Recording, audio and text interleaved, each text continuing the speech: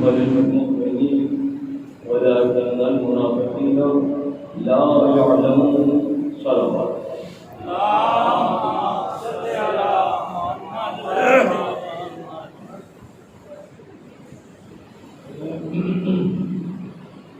منافقین کی تھوڑی سی بات کرنی ہے جیسے لمبے جو باتیں ہیں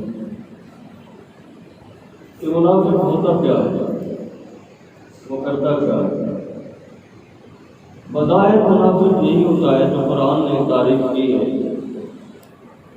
وہ جو بات کر رہا ہوتا ہے زبان سے دل میں نہیں ہوتی، جو بات کر رہا ہوتا ہے وہ دل میں نہیں ہوتی، زبان سے کر رہا ہوتا ہے۔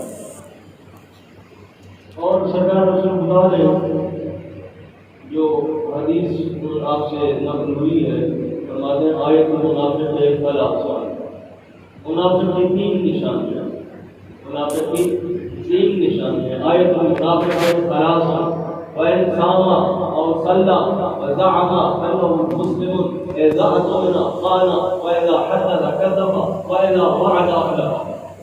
منافق کی تین نشانیاں، تین پیش شمار کرو سرار کرا لگا۔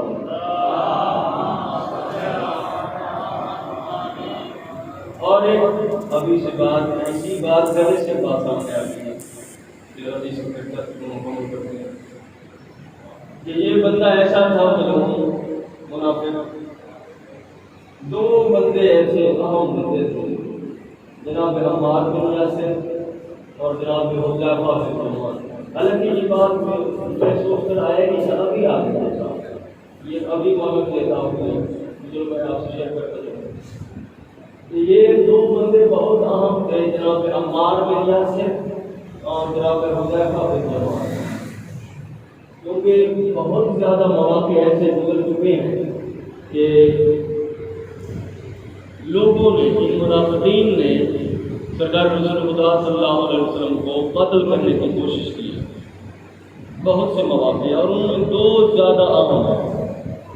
ایک ہے عقبہ سے واپسی، غازی عقبہ سے واپسی، اور دوسرا ہے جنگ تبوک سے واپسی۔ یہ دو مواقع بس یہی ذکر کرنے ہیں۔ تو جناب عمار کا طریقہ ہمیشہ سے یہی تھا، سرکار رسول خدا کی جو ناقہ تھی اس کی مہار آگے سے پکڑتے تھے اور پیچھے سے حذیفہ اس کو چلاتے تھے، اس ناقہ کو جس پر سرکار سوار ہوئے تھے۔ تو وادی عقبہ جب بیعت عقبہ ہو گئی تو وہاں تو ذکر مولا علیہ السلام کا تھا، کیونکہ سرکار رسول خدا کی زندگی کا ماحول یہی رہا ہے، ہمیشہ ہر وقت پہلے نہیں کرے، ہر وقت پہلے نہیں کرے، یا سیدہ زہرا کا نام ان کا ذکر، یا حسنین شریف ہے، یا باقی آئمہ کا ذکر، یہ زیادہ سے زیادہ بلکہ ہر وقت پہلے ہے، ہر وقت پہلے ہے۔ تو لوگوں کو تکلیف ہوتی تھی کہ ہم ہر وقت ساتھ بیٹھے ہیں، ہمارا تو ذکر نہیں کرتا، حالانکہ رسول تو وہ ہے جو بغیر وحی کے بولتے نہیں، وما ينطق عن الهوى إن هو إلا وحي يوحى، مصداق نبی بغیر وحی کے نطق نہ کرنے والی زبان ہر وقت ایلیے نہیں کرتی ہے، کیوں کرتی ہے؟ وہ اللہ کا حکم ہوتا ہے تب کرتی ہے، اور منافقین ہمیشہ جلتے رہتے ہیں۔ تو یہ دو مواقع بہت اہم ہیں، انہی کا ذکر کرنا ہے کہ جب وادی عقبہ سے واپسی ہوئے، سرکار رسول خدا رات کا وقت تھا، رات کا وقت تھا، اور منافقین نے اپنے چہروں پر نقاب ڈالے ہوئے، کوشش کیا کی اس تنگ اور جو گھاٹی ہے، جو پہاڑوں کے درمیان ایک گزرگاہ گھاٹی کہا جاتا ہے، وہاں سے سرکار کی ناقہ جب گزرے گی تو ہم ریت کی ڈبیاں پھینکیں گے سرکار کی ناقہ کے قدموں پر، وہ ڈر جائے گی، سرکار گریں گے ناقہ سے اور ہم تلواروں سے قتل کر دیں گے۔ یہ ان کی پلاننگ تھی، یہ منصوبہ تھا ان کا، یہی سوچ کے آئے تھے، تھوڑے نہیں کافی تعداد میں منافقین تھی۔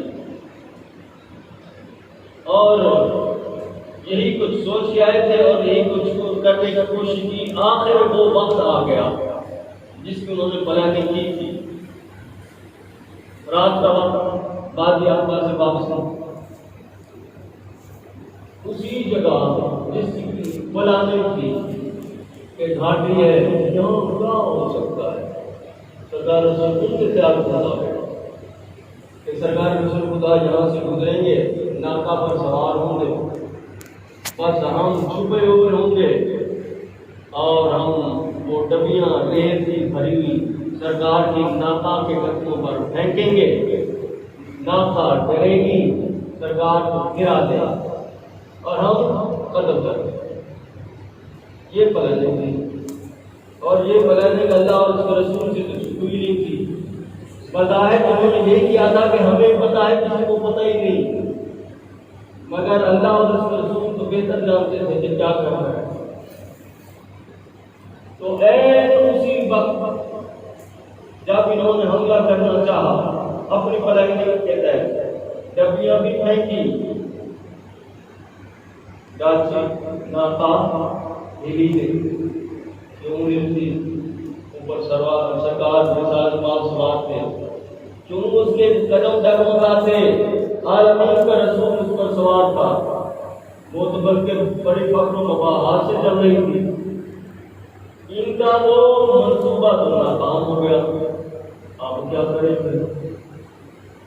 تو اسی وقت خوب آندھی چلی, بجلی چمکی اور ان کے منہ سے ذباب ہٹ گئے. ان کے منہ سے نقاب ہٹ گئے اور سرکار رسول خدا نے فرمایا عمار حذیفہ دیکھا یہ نام لوگ تھے.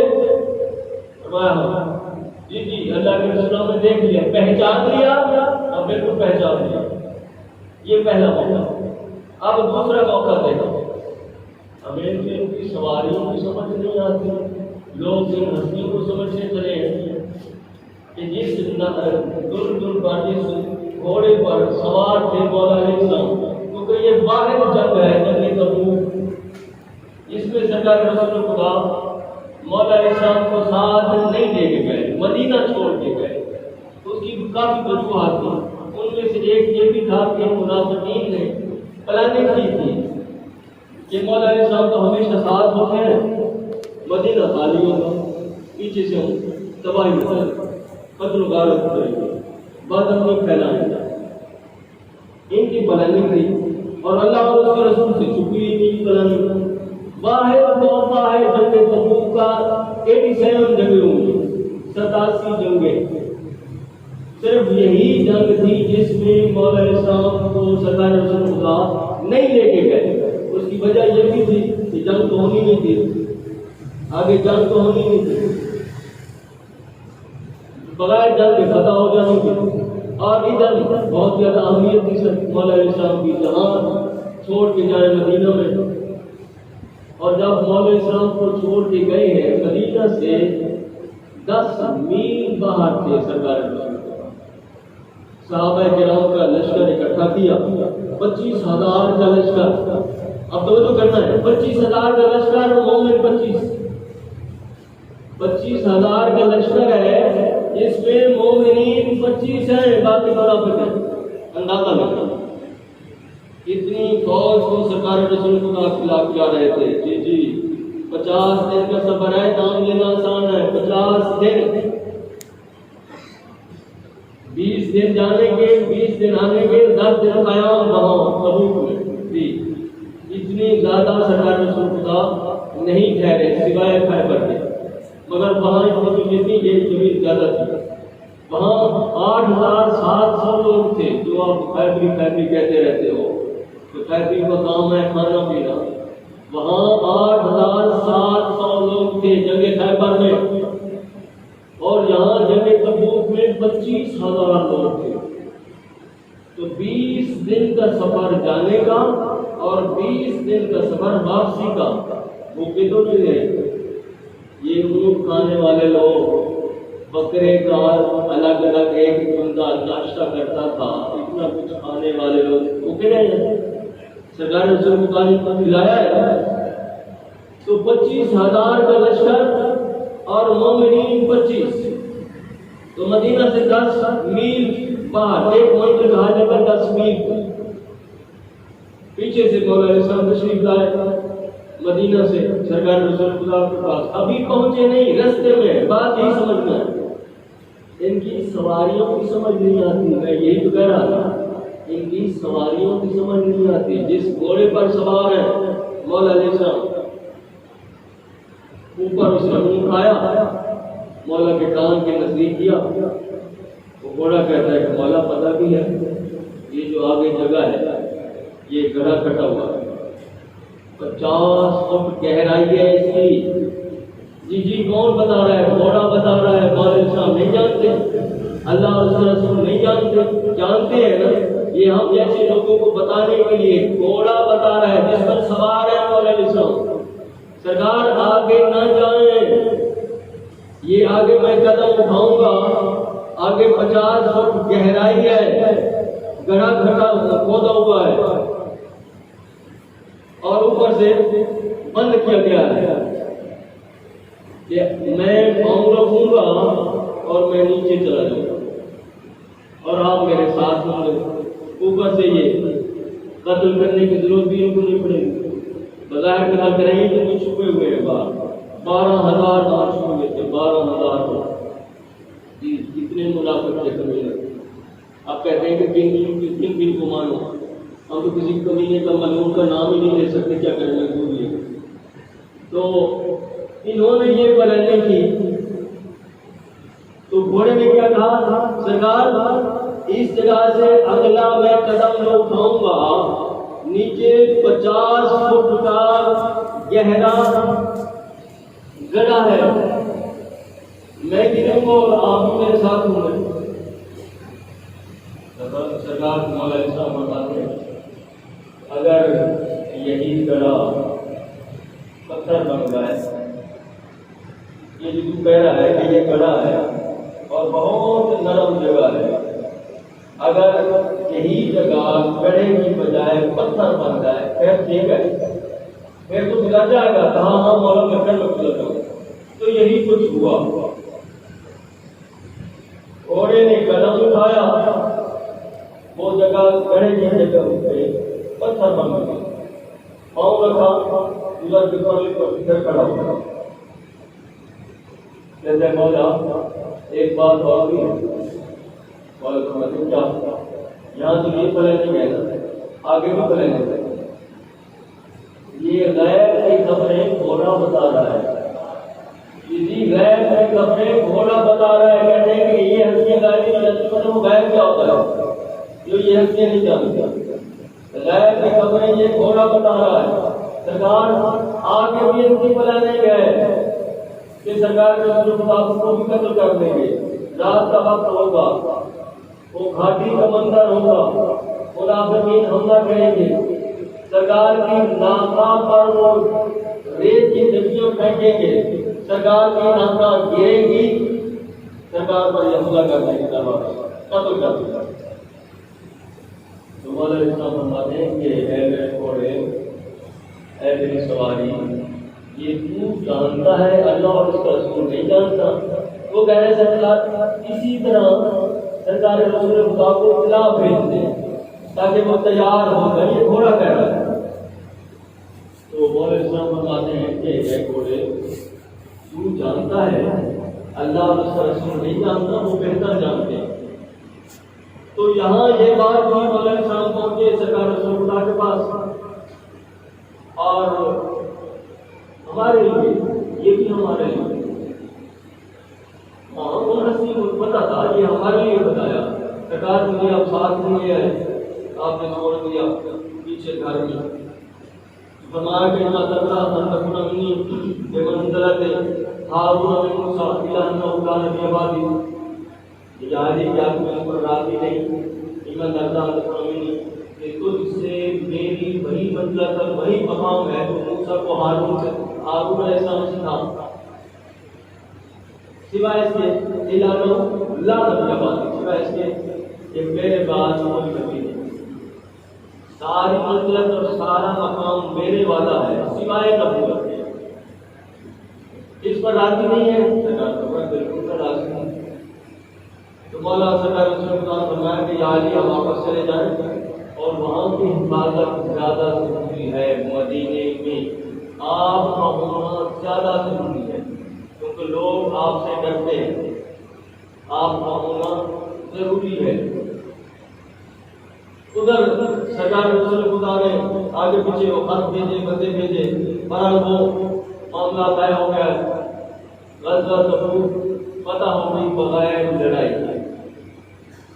اچھا واپسی ہوں جو پلاننگ شروع کی منافقین کی، اب ان کو کیا کہنا، منافقین ہوتے ہیں، قرآن کہہ رہے ہوتے ہیں کیا چھپا ہے۔ تو منافقین کی پلاننگ رہی کہ اس گھاٹی سے واپسی آئیں گے سرکار رسول خدا صلی اللہ علیہ وسلم کے اوپر،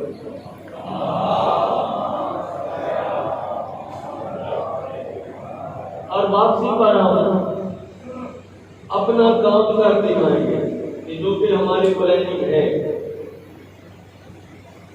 بس اسی جگہ پہنچنے سے پہلے جناب حذیفہ سے سرکار رسول اللہ نے فرمایا تو چلا جا، اس طرح کر، اور پوری اتنی تعداد ہے منافقین کی، میں کیسے جاؤں گا؟ سرکار نے فرمایا یہی میرے پاس سے تو بیٹھا ہے جو حذیفہ ہے، بات لکھا ہے، مار بات لکھا ہے حذیفہ۔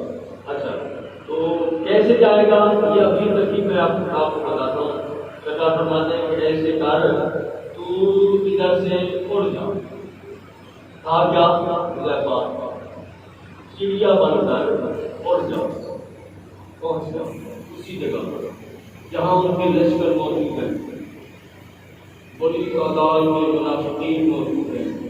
اندازہ لگائیں، آپ کو بتائے ابھی 25,000 میں سے 25 مومنین تھے، باقی سارے منافق ہیں، سارے منافق، اتنا رش ہو گیا ہوا، گھوڑوں پر سوار، رات کا وقت ہے اور بالکل اندھیرا ہے، بہت زیادہ اندھیری رات ہے۔ تو آخرکار پہنچ گیا حذیفہ چڑیا بن کر، جی پورا اور پہنچ گیا۔ سرکار بہت کیا تھا کہ پتھر میں داخل ہو جانا ہے، سرکار آپ کو پتھر ہوگا، میں سانس کیسے لوں گا، سرکار میں سانس کیسے لوں گا؟ تو سرکار فرمایا کہ جب پتھر میں جائے گا تو میرا پیغام دے گا تو ظاہر یہ جگہ بھی مل جائے گی، تیرے چھپنے کی جگہ بھی مل جائے گی، تو بندہ تو ہے نہیں، بظاہر چڑیا ہے، چھوٹا سا پرندہ ہے، اس پتھر میں چلا جائے گا اور تیرے سانس لینے کے لیے اور دیکھنے کے لیے سوراخ بن جائے گا، ایک سوراخ بن جائے گا۔ آپ نے ایسی آسانی سے سمجھے، میں کتنی محنت کر کے آتا ہوں۔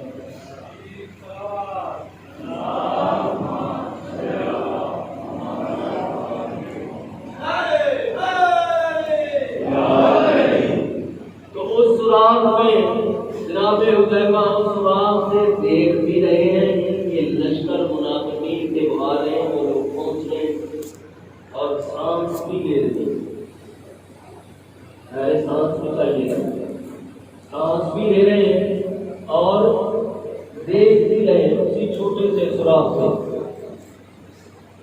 بس یہ واپس ہوئے، جیسے حالت جس حالت میں گئے تھے اسی حالت میں واپس آنا تھا، بندہ بن کے تو نہیں آنا تھا، اسی طرح چڑیا کی صورت پھر واپس پہنچے سرکار رسول خدا کے پاس، اور پھر سرکار رسول خدا کی جو ناقہ تھی اس کی مہار کو تھامے ہوئے جناب عمار بن یاسر اور حذیفہ بن یمان پیچھے ناقہ کے کو چلا رہے تھے، اسی جگہ پر پہنچ گئے جو پلاننگ تھی، جہاں سے حذیفہ گزر کے گئے تھے، پھر واپس آئے سرکار رسول خدا کے پاس اور سرکار کی ناقہ کے ساتھ پھر واپس آئے۔ تو انہوں نے بڑی کوشش کی جو پہلے کرتے تھے، یاد ہے نا، ڈبیاں پھینکی ریت کے قریب، سرکار کی ناقہ کے قدموں پر کچھ پیدا نہ ہوا، اور پھر اسی وقت بجلی چمکی، بہت زیادہ اندھیرا دکھائی پہلے، بجلی چمکی، ہوا بہت زیادہ تیز، اور ان کے نقاب اتر گئے، ان کے چہروں سے جو انہوں نے نقاب ڈالے ہوئے تھے اتر گئے۔ اور سرکار رسول خدا نے فرمایا عمار اے حذیفہ دیکھ لیا یہ کون کون ہے، یہ کون کون لوگ ہیں؟ تو جناب حذیفہ نے کہا سرکار دیکھ لیا۔ تو سرکار رسول خدا نے فرمایا کہ تو امین ہے ان رازوں کا، ٹھیک ہے، کسی کو نام نہیں بتانا۔ تو ان میں سے ایک لعین ایسا تھا ہمیشہ پوچھتا تھا، یہ منافق ہمیشہ پہنچ گئے ہیں ماشاءاللہ، کافی صاحبان میں دیکھ رہا ہوں چہرے۔ تو ایک لعین ہمیشہ منافق پوچھتا تھا جناب حذیفہ بن یمان سے، حذیفہ بتاؤ نا جو نام یہ اللہ کے رسول نے منع کیے ہوتے ہیں وہ راز کی بات، ان ناموں میں کیا میرا نام بھی ہے؟ تو اس کو تب پتہ چلتا کہ اگر کسی کا جنازہ ہوتا اس کو تسلی ہو جاتی کہ اگر کسی جنازے میں جناب حذیفہ بن یمان موجود نہیں ہے تو اس لعین کو، اس منافق کو پتہ چل جاتا کہ یہ منافق ہے، یہ منافق ہے کہ جس کے جنازے میں جناب حذیفہ بن یمان موجود نہیں ہے۔ اتنا بڑا لباس تھا، بار بار آتا جناب حذیفہ کے پاس وہ بندہ، اب بندہ کہہ رہا بندے کی شرم ہے، کیا کہہ وہ منافق بار بار آتا، ہمیشہ آتا اور آ کے کہتا حذیفہ مجھے بتا دو نا، مجھے بتا دو، آپ کو تو پتا ہے نا وہ کون کون لوگ تھے، آپ نے تو ان کی چہرے بھی دیکھے ہیں، ان کی شکلیں دیکھی ہیں، ان کے نام آپ کے پاس لکھے ہوئے بھی ہیں اور پتہ بھی ہے، تو آپ بتا دو نا۔ یہ اللہ اور اس کے رسول کا حکم ہے، راز ہے، راز رہے گا،